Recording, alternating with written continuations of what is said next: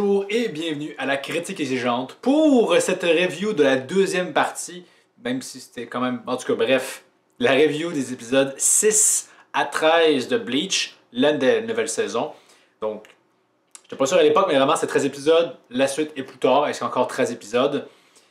Et faisons un petit recap sur ce que j'avais pensé des 5 premiers épisodes, c'est que globalement, oui c'est beau, mais il n'y avait pas grand moment d'animation incroyable. Une expérience un peu plus cinématographique, on dirait. Des ajouts, mais des retraits ici, me disant que, bon, jusqu'à présent, si Bleach était pour revenir pour livrer que ça, à quoi bon? Mais là, les combats intéressants vraiment se produisaient, notamment avec les deux premiers épisodes, le fameux combat Juwabak contre Yamamoto Genryusai. Et je vais essayer d'aller par moment, dire ces moments-là, qu'est-ce que j'en pense. Comme ça, je pourrais mettre les timecodes dans la vidéo, puis ça va être plus intéressant pour vous, j'imagine bien. Donc, ce duel-là a le droit à des rajouts, majoritairement dans leur échange où Yamamoto se bat seulement avec son Shikai. C'est bien, c'est nerveux, on apprécie ça. L'enjeu, c'est que les ajouts ne viennent pas corriger le principal problème de cet arc-là, c'est-à-dire la faiblesse scénaristique. C'est-à-dire que, avec ce qu'on voit, on comprend toujours pas vraiment pourquoi Yamamoto sort son Bankai face à ce Juwabak-là. Parce que son hypothèse que son Bankai ne peut pas se faire voler n'est qu'une hypothèse. Hein? Donc, la tenter, c'est un peu débile. Ben, c'est risqué. Surtout si au final, tu n'en as pas besoin pour le vaincre. Et ici, ce qu'on voit, ça semble peut-être jeu égal, mais rien n'indique vraiment que Yamamoto ne pourrait pas l'emporter. Donc, le fait qu'il sorte son Bankai, surtout considérant que ça peut blesser l'environnement autour de lui, il y a ça qui vient un peu faire tâche, à mon avis. C'est des ajouts agréables, mais ils auraient dû en mettre plus pour... c'est des combats pour du combat. Ça raconte pas tant grand-chose de si nouveau que ça. Mais c'est bien animé. Hein. La dernière fois, je m'étais dit que le combat entre Kyojopi et Ichigo n'était pas super enlevant. Là, on a plus de quoi s'amuser avec ce qu'on voit. Après coup, il passe en Bankai. L'animation est vraiment très bonne, ou comme on passe des flammes normales à juste cette expression de chaleur-là qui se condense. C'est vraiment super bien fait. Une très bonne idée. Mais après coup, au niveau du Bankai, il n'y a pas tant d'ajouts. On fait des petits échos hein, à leur premier affrontement il y a 1000 ans. Et c'est là qu'il y a surtout des ajouts au niveau du lore. Hein, on voit pas mal tous les anciens capitaines un peu en action. C'est assez bref. On voit même Sasakibe qui était aussi présent à l'époque. Unohana aussi. Et là, je suis pas sûr si dans le manga c'était le cas, mais si c'est le cas, hein, ce que je fais là, c'est aussi une critique par rapport à non seulement cette adaptation-là, mais aussi hein, le truc de base. Le fait, Yamamoto, ce qui était spécial avec lui, c'est que c'était probablement le dernier Shinigami de la vieille garde. Mais là, on nous dit que finalement, il y en avait un autre. Et finalement, il y avait aussi Unohana. Donc, tout ce qui lui rendait ce caractère un peu spécial est plus ou moins pas là. Surtout que Unohana, hein, si on la compare à Yamamoto, elle a pas tant vieilli, elle. Ou même Sasakibe aussi, qui a beaucoup vieilli. Donc, vraiment, le fait de les avoir mis là, je sais pas, je suis un peu perplexe. Surtout qu'on voit hein, comment Juwabak a été vaincu la première fois. Et au final, c'est agréable comme ajout, mais ça aide pas le scénario, dans le sens où des questions, on se les pose toujours, même peut-être plus qu'avant. Comme par exemple, quand Mayuri dit « Hey, ce qui se passe, c'est parce que vous n'avez pas réussi à tuer Juwabak à l'époque. » Ben avec ce qu'on voit, on comprend pas vraiment pourquoi Juwabak n'a pas été tué. Hein. Il s'est fait poignarder dans le dos par Sasakibe, puis après coup, il se fait attaquer par Yamamoto. Comment est-ce qu'il a réussi à faire? Pourquoi est-ce qu'il n'est pas mort?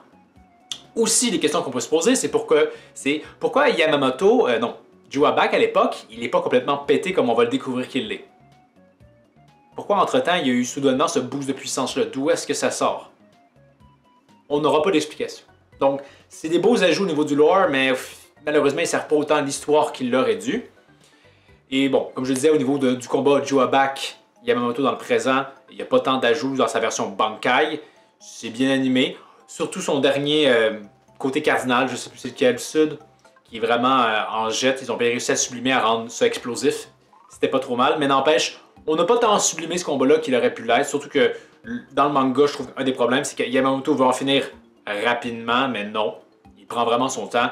Et on a le même sentiment aussi dans l'anime.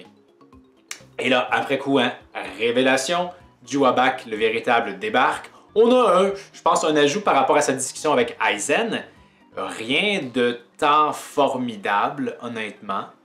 D'ailleurs, soulevons-le, hein, Juabak va dire que Aizen utilise ses pouvoirs, hein, pour altérer sa perception du temps.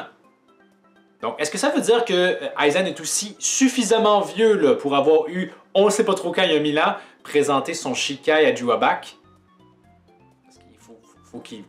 Hein, c'est pas juste genre, hey, j'ai mon Shikai, ça marche. Il faut qu'il, je pense, dise la phrase, je vous présente mon blablabla, et là, l'hypnose s'effectue. Est-ce qu'il l'a fait contre Juabak? Quand est-ce que? Donc, il y avait ça qui ne marchait pas dans le manga et qui n'ont toujours pas corrigé.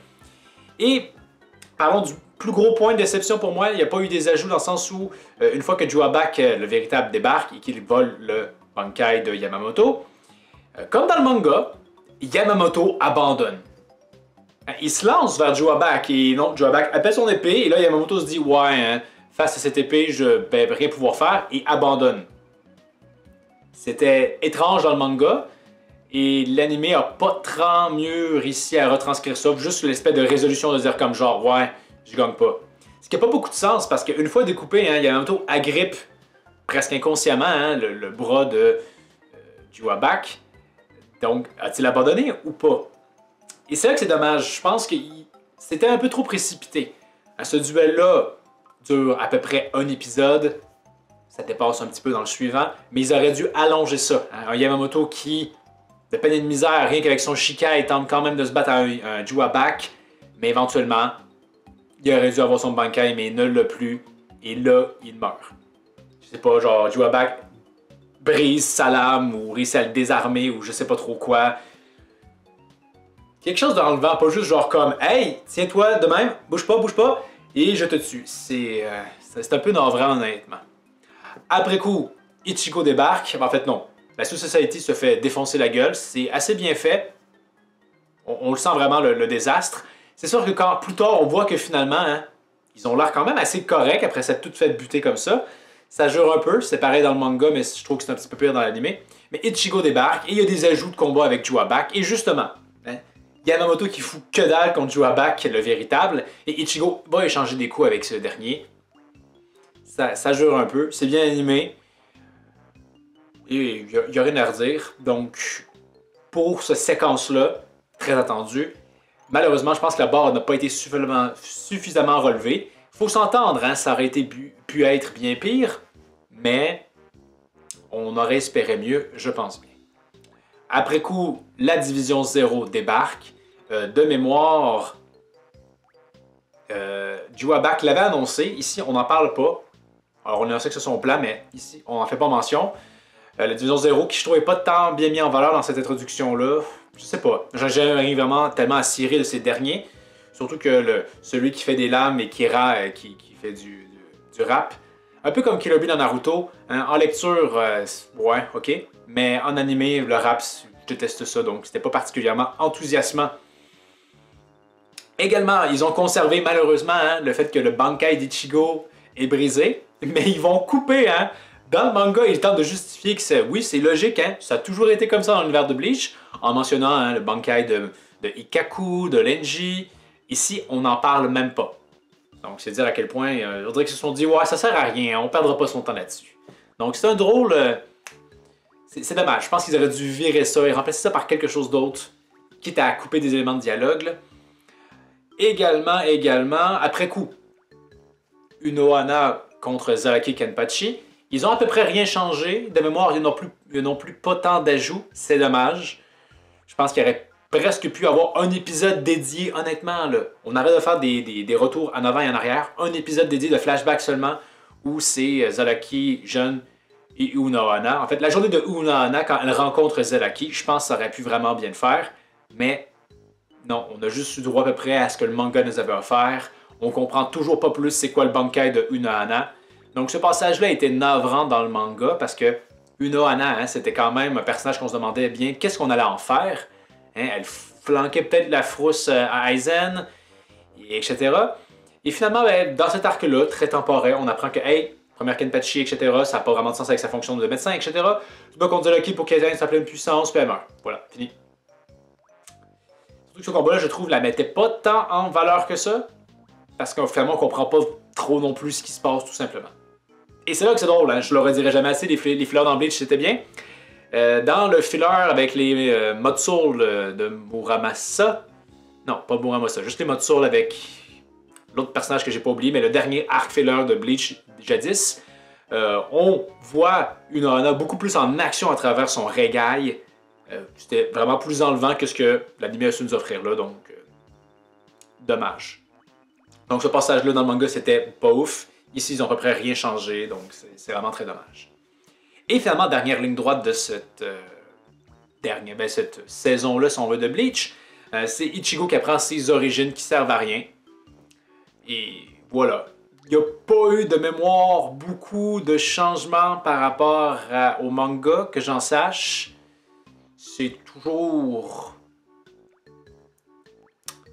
On a pu dans ce scénario-là où clairement on avait l'idée pour la mère d'Ichigo principale et on l'a fait revenir juste pour qu'elle devienne une espèce de Orihime B. Vraiment. En plus, là je pense qu'ils ont l'audace de nous montrer elle face à Grand Fisher. Vous comparez les deux scènes, hein, ce n'est pas du tout le même Chara design. Donc, je sais pas, je me dis comme, quitte à vouloir utiliser la mère d'Ichigo, ok, mais essaie de faire raccord avec ce que tu dans le passé. As-tu honte à ce point-là, Kubo du Chara design dans le temps? C'est comme si finalement, ils disaient j'aime ça faire des personnages un peu désinvoltés et la mère d'Ichigo n'avait pas ça, ça marchera pas. Je sais pas, hein. Donc, il n'y a pas beaucoup d'ajouts. C'est quand même bien fait, somme toute. Et vraiment, à ce moment-là, avec tout le conflit interne d'Ichigo, je trouve vraiment que la série réussit à être, au niveau de sa réalisation, vraiment très inspirée, avec des travelling, des zoomings. Ça a vraiment fait le café. Il y a une dimension spectacle qui est tout à fait là. C'est sûr que, bon, encore une fois, si on parle du matériel de base, Ichigo avec son entraînement avec son père, c'était pour mieux apprendre à connaître son Zangetsu, etc. C'est comme là, le réapprendre à nouveau, ça fait un peu tâche. Surtout qu'il y aura beaucoup d'éléments de flashback de Zangetsu dans sa vieille forme, si on veut, forme Shikai, si on peut le dire ainsi, et sa forme Holo. Dans le manga de mémoire, il y a une case qui fait référence à la forme fusionnée des deux, la forme Bankai, si on peut, celle lors de l'arc Kaizen. Ici, dans l'anime, de mémoire, il n'y a rien de ça, parce qu'au final, hein, c'est un peu à contre-courant de leur idée que Zangetsu, c'est les pouvoirs de Juabak d'il y a 1000 ans, mais qui dit comme... Bref, personnellement, il n'y a rien à comprendre. Encore une fois, le fait que Ichigo soit un Quincy, ça apporte, je trouve, tellement rien à l'histoire, dans ce qu'on va voir plus tard, à part avoir le Blue Vent, le fait qu'il coupe le roi des Shinigami, le Soul King, parce que son sang de Quincy lui dit de faire ça. Je sais pas, c'est vraiment un détail. Ce passage-là vient, si on veut, expliquer pourquoi il y a des pouvoirs de Holo, mais j'ai toujours pensé que c'était davantage dans son processus de devenir un Shinigami que ça s'était produit, un phénomène rarissime. Au final, plus intéressant que ce qu'on a eu là, je trouve. Ça peut expliquer que la mère d'Ichigo est morte parce que Juabak, pile poil à ce moment-là, décide de reprendre les pouvoirs des Quincy. Bref, encore une fois, Juabak, personnage problématique à mon avis.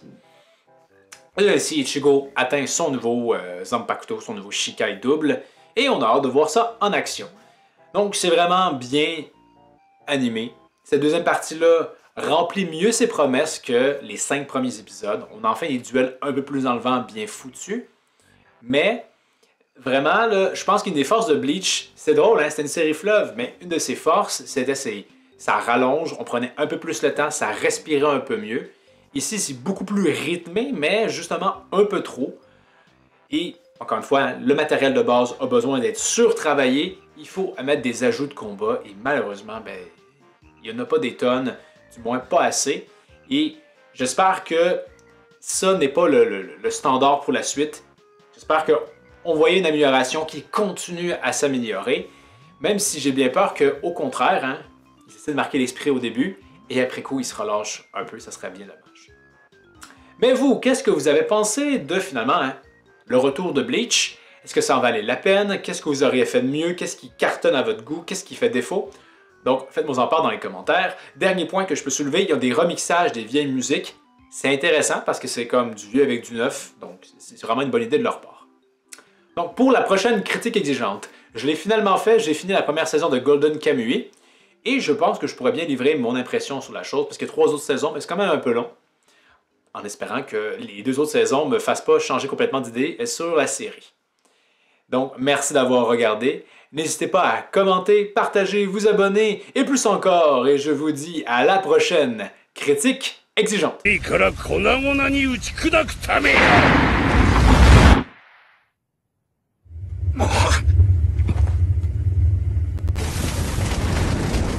挽回残火の太刀。挽回。